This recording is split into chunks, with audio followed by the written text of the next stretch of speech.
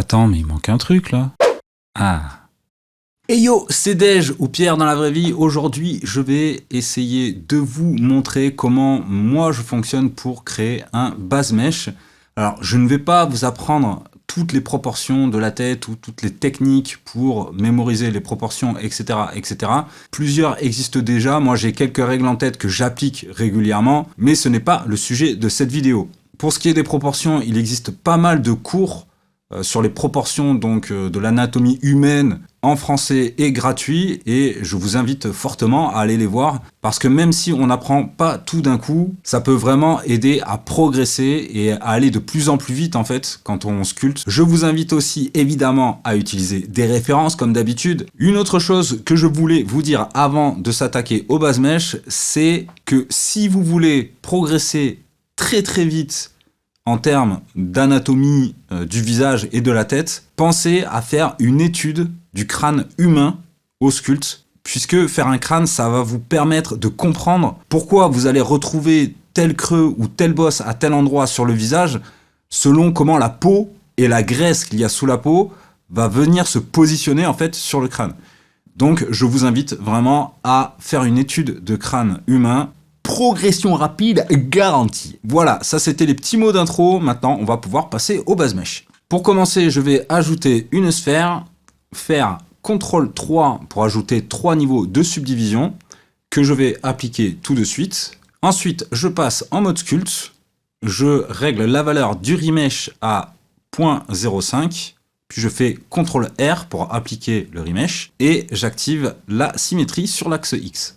Je passe en vue de côté et je donne la forme globale au crâne en me basant sur une référence évidemment. Et je commence à tirer la partie inférieure de ma sphère vers le bas en essayant de garder une face avant assez plate, on va dire.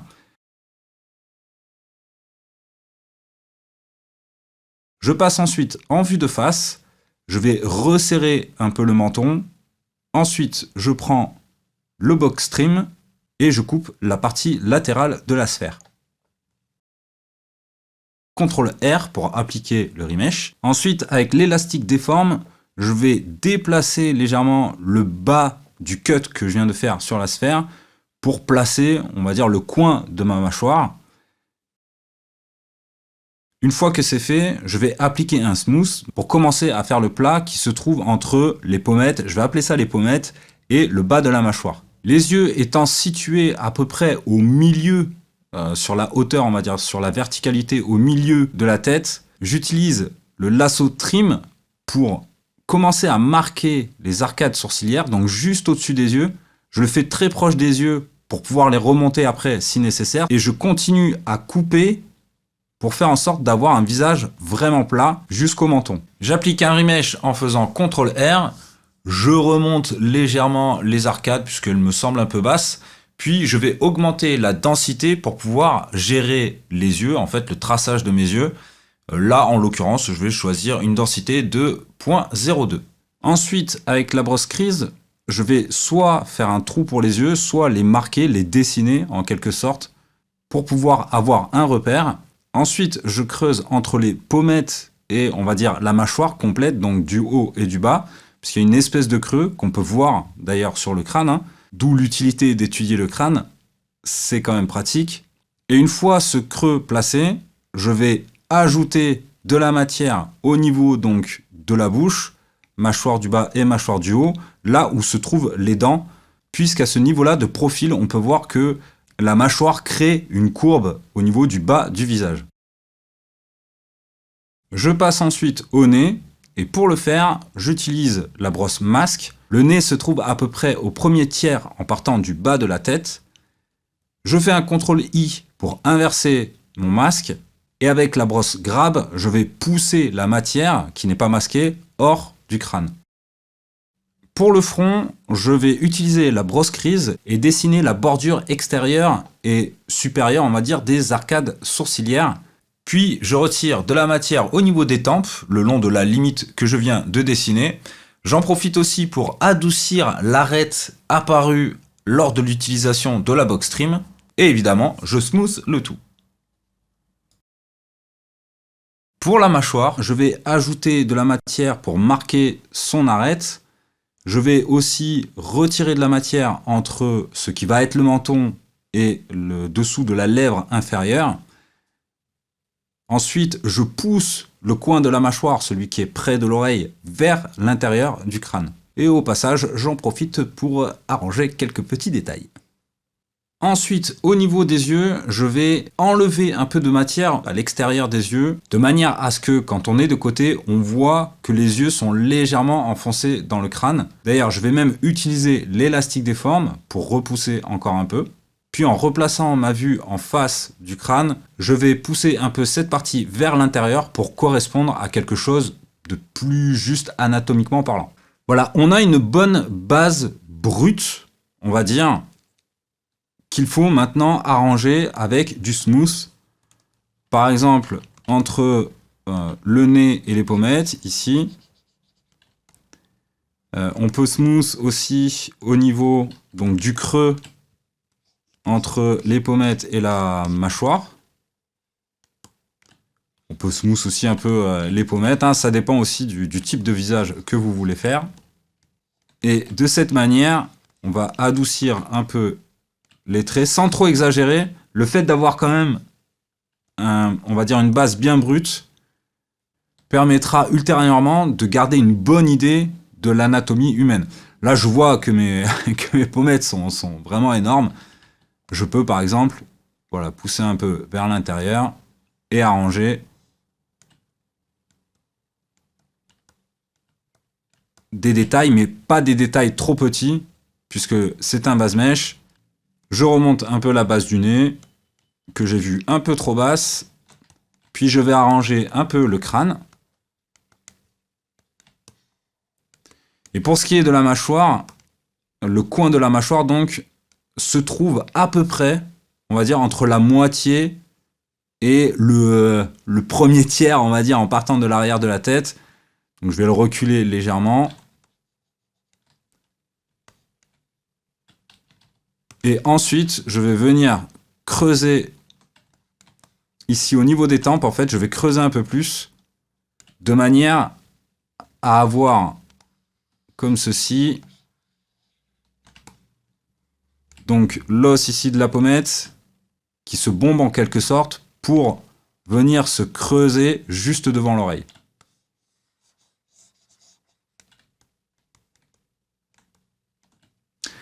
Alors évidemment tout ça dépend du visage que vous allez faire. Les proportions ne sont pas toutes les mêmes pour tous les humains. Ce sont des proportions, on va dire, générales. Donc ne paniquez pas si vous n'êtes pas juste pile poil comme vous l'avez vu sur vos tutos ou même dans cette vidéo. L'idée c'est juste d'avoir une base. Rien ne vous empêche de modifier cette base au fur et à mesure de votre sculpte. Et voilà, à partir de là, on peut dire qu'on a une bonne base. Même en passant en vue orthographique, c'est pas mal du tout. Alors, j'ai peut-être pas enlevé assez de matière ici, par exemple. D'ailleurs, ça dépend. Si vous voulez mettre des cheveux, ça dépend de votre projet. Si vous voulez mettre des cheveux, par exemple, c'est pas la peine de passer des heures sur le crâne, hein. Voilà, moi, quand je fais un autoportrait, évidemment, j'en ai pour des heures sur le crâne. Mais, évidemment, tout dépend de votre projet. Je peux, par exemple, insister un peu plus sur les arcades sourcilières. Et smooth les parties. Encore une fois, sans trop insister, puisque le but c'est quand même de faire une base mèche et non pas un visage bien précis. Et là, ça a l'air pas mal. Je vais quand même faire le coup. Je vais en retirer un peu de matière ici, en rajouter là. Hop, voilà. Là, ça a l'air pas mal du tout. Et pour le coup, en fait, tout simplement, je vais utiliser le masque. Pour ce qui est de la largeur, je vais prendre quasiment jusqu'à la mâchoire ici. Et pour la profondeur, je vais prendre jusqu'à la base du crâne, évidemment. Alors de côté, je dirais que c'est, on va dire là, voilà. Et sous le menton, ça va être à peu près, ça va faire une espèce d'arc comme ça. Puis je fais CTRL-I. Alors d'abord, évidemment, je supprime ce qu'il y a à supprimer. Je fais CTRL-I. Et là, je vais utiliser le snake hook avec une grosse taille de brosse. Et je vais tirer comme ça le coup. Donc là, j'ai la base. Le coup n'est pas tout droit, hein, évidemment. Il part un peu vers l'arrière comme ça. Puis, je peux faire un CTRL R pour remesh. Et je smooth l'ensemble. D'ailleurs, je peux d'ores et déjà ajouter, tiens, avec la brosse clé par exemple, ajouter l'espèce de tendon ou de muscle. Je sais même pas, je pense que c'est un muscle, mais j'en suis pas sûr. En tout cas, voilà, je l'ajoute. Alors attention, j'insiste bien sur quelque chose. Là, les proportions ne sont peut-être pas parfaites, ne sont peut-être pas forcément justes en tout point. L'idée ici, c'est de vous montrer un processus parmi d'autres qui pourra vous permettre d'accélérer votre processus de sculpte des visages et du crâne en général. Et pour illustrer mes propos, je peux très bien donc prendre ma base, là tout de suite, et l'arranger en termes de proportions. Donc par exemple, je vais un peu rapprocher cette partie-là. Je vois que derrière le crâne, le creux n'est pas bon. Je peux rapprocher ici, etc., etc. Quoi qu'il arrive, les formes qui sont là, elles sont assez justes anatomiquement pour avoir une bonne base de sculpte quand vous voulez faire un visage. Voilà, j'espère que vous avez appris quelque chose pendant cette vidéo. Tiens, d'ailleurs, pendant que j'y suis, je vous parle rapidement donc du Discord, le Labotelier, qui est mon Discord depuis un long moment, sauf qu'avant, il était plus dédié aux jeux et aux streams. Là, maintenant, il est dédié à la 3D et à l'art en général. Si vous suivez mes tutos et que vous avez des problèmes divers et variés par rapport à mes tutos, que ça ne fait pas chez vous comme ça fait dans la vidéo, ce qui arrive tellement souvent, n'hésitez pas à venir me poser des questions sur mon Discord, j'y répondrai avec plaisir. Je vous dis à la prochaine, ciao ciao!